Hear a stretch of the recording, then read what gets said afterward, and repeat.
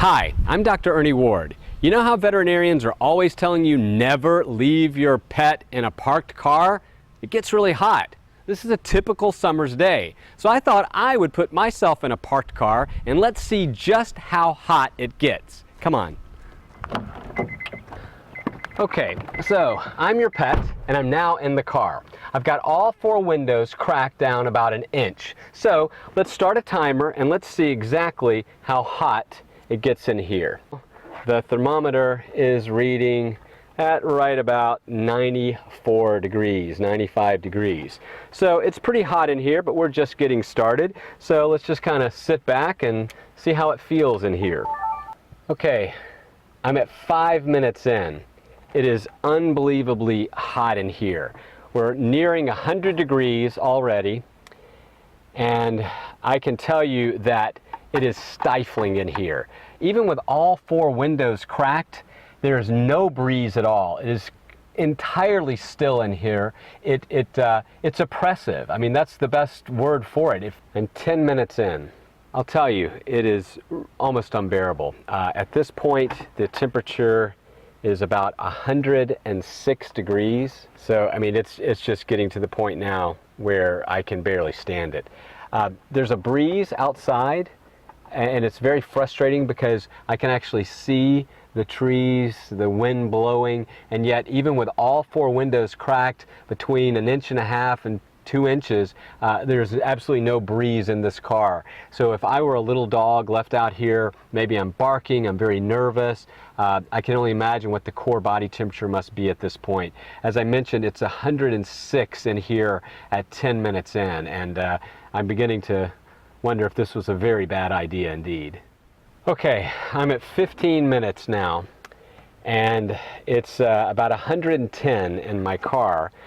At this point, I would imagine if I were a small dog or a dog that is older, I'm going to be in serious trouble. It's been 20 minutes now at this point, and it is hovering right around 110, 112. It's kind of going back and forth here, depending on when we look at it. But needless to say, it's incredibly hot. 25 minutes. It's now, oh gosh, what is it? 113 degrees. It's awful. The only thought that's going through my head right now is I want out of the car. You know, it's just everything in my body is saying, get out, get out, get out.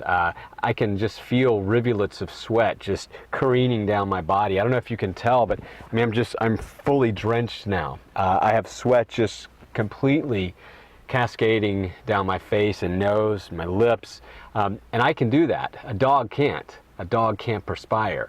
I mean, the whole point of this exercise was really to see what it feels like. What would it feel like to a dog to be stuck in a car? You know, you're helpless, you have no control over what's happening, you don't understand what's happening, you just know that your body is getting so overheated that you can be in real danger. I mean, this kills, and it's a lousy way to die.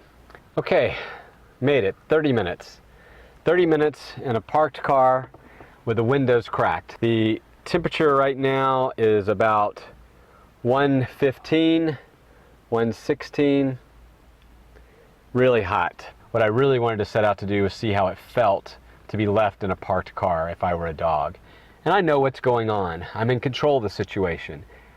What I can't imagine is how helpless and frightening it would be for a dog to be left in a car, not knowing when you're going to come, and slowly but surely having the energy and the life just burnt out of them by this heat.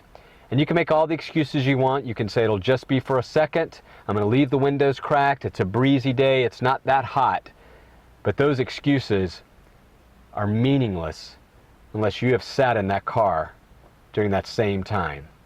And I can tell you, this has been an eye-opening experience for me as a veterinarian, and it will certainly make me that much more adamant and passionate about telling people never, ever leave your pet in a parked car during warm weather.